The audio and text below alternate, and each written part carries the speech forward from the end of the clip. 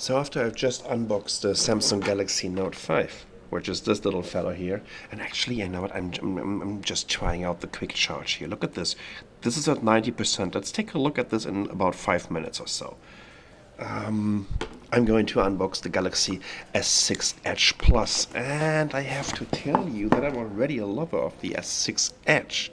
It's this version. Actually, I got it in the same color, which is this kind of, what is it, like red gold, golden? I don't know, right? It's gold, right? But it's not this in-your-face gold. So, once again, I did the German unboxing before. And here we go. So, forget about all of this bullshit here. And yeah, there's our little pin to get to our SIM card. And then we still have a PSU here. This is the fast charging PSU. A USB to micro USB, USB 3.0. And then we have a headset here, which also comes in a small little fancy box. There we go. So let's get rid of all of this. And let's fire up the S6 Edge Plus here. So, of course, this one is running on Android 5.1, 5.1.1 to be exactly here. This is a T-Mobile branded one. I'm going to unlock it in about 2 weeks or so. 5.7-inch, beautiful Super AMOLED display, dual edge screen, of course.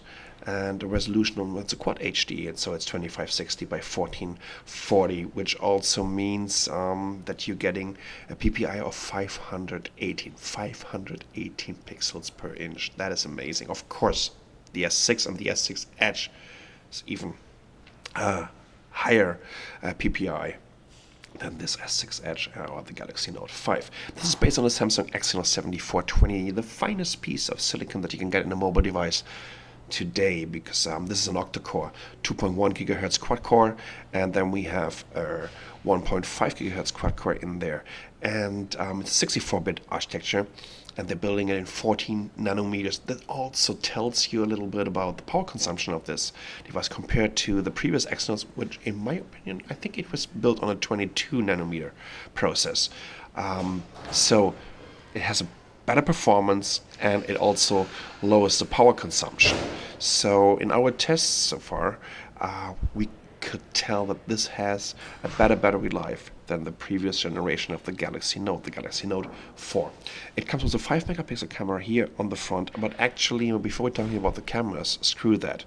4 gigabytes of LPDDR4 RAM, and it comes with 32 gigs or 64 gigs of internal storage using the UFS 2.0 flash technology. It's quite a very, very fast flash memory that you can get with this device. 5 megapixel camera, 1.9 aperture lens.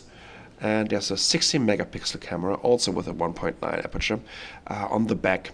But this one also has an optical image stabilizer. Once again, in my opinion, the best camera that is available in a mobile device, because it's exactly the same camera setup as on the Samsung Galaxy S6 and on the Galaxy S6 Edge. So for snapshots and for really detailed pictures, this is absolutely beautiful. And I would even choose this over the mighty LG G4 with a 1.8 aperture lens. But the auto mode is just, every picture is overexposed. I think they need to come up with a little bit of a firmware update on this. Besides that, I told you already, this is a gorgeous Super AMOLED display. It's just beautiful. I can't help myself by telling everyone that I'm a Super AMOLED fanboy. It has a 3000 milliampere hour battery, which should easily get you through the day. But you can also use the quick charging technology, and Samsung says it recharges the whole battery in below 90 minutes. And if you're using their wireless charging pad, it will take you roughly about 2 hours, and I think that's absolutely amazing.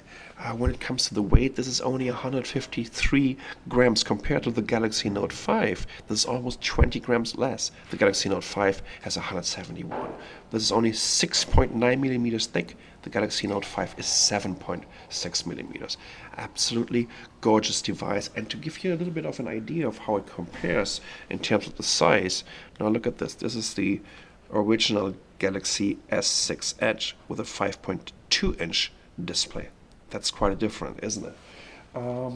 Let's take a look at the LG G4, and well, you will also notice what kind of a fingerprint magnet the back of the Galaxy S6 Edge is. This is a 5.5 inch, and we have a 5.7 inch, or 5.66 to be precise. I have the One Plus One here, 5.5 inch, actually one of the biggest 5.5 inch devices that was out there. We have the One Plus Two, this one here. I love the back of it, guys. This is absolutely gorgeous. And then we have the Mi Note, which is also 5.7, slightly bigger. Yeah. And then what else do we have here? Here's my Huawei S Mate 7. So this is my daily driver right now, which is a 6-inch display. You can definitely tell the difference here, huh? Yes, it's much wider. And if you compare this to the previous generation of the Samsung Galaxy Note, let me just get the Note 1, the Note 2, and the Note 3 in here. I've ditched the Note 4. So look at this, especially when we compare this to the Note 3. It is like very slim and lean. Look at this. You can tell the difference when I try to see that. I try to touch my thumb here with my middle finger, and that's quite a difference here. So when you do this on the S6 Edge Plus, see that? So even though it's a bigger screen, it's much slimmer. That is a difference. So, but question is, right, this is a 32 gigabyte version. It's $769 before taxes. So I think I paid over $800 for this. Is it really worth it? Yes, if you're looking for an edgy design, if you want to have something that stands out of the crowd, it is just a beautiful device. Is it good enough to actually justify this price compared to a Mi Note, which is like, I think this is like $300 for this one? Or think about the OnePlus 2, which starts at $329. So this is over about $450 less compared to the S6 Edge Plus, with almost the same performance, almost the same battery and camera performance, and also with an amazing build quality. To be honest, this is not a rational purchase and a rational buy that you make with the Galaxy S6 Edge Plus. But if you are on the market for a device that has the most beautiful display that money can buy, this is exactly what you get with the S6 Edge Plus. And if you're on the market for a device that stands out of the crowd, you might want to invest $400 or $450 additional dollars, and then you're getting an absolutely beautiful phone. If you have any questions regarding the S6 Edge Plus, leave me a comment down below, and I will try to answer them. And make sure to give me a thumbs up on this video. And by the way, now it's like almost 9 minutes, and remember where we started. Now let's take a look at this. Here we are. In 8 minutes, over 6%. Yeah, 6%. So this is the fast charging technology. And now we can also do a quick comparison between the two of them. Look at this. Both are beautiful devices. To be honest, I don't really need a stylus, so I would go for the S6 Edge Plus, which is also slimmer, but besides that, they're basically both sporting the same components in there. So here is a Samsung Galaxy S6 Edge Plus. This is the Samsung Galaxy Note 5, and I'm still searching for mobile geeks. Thanks for watching.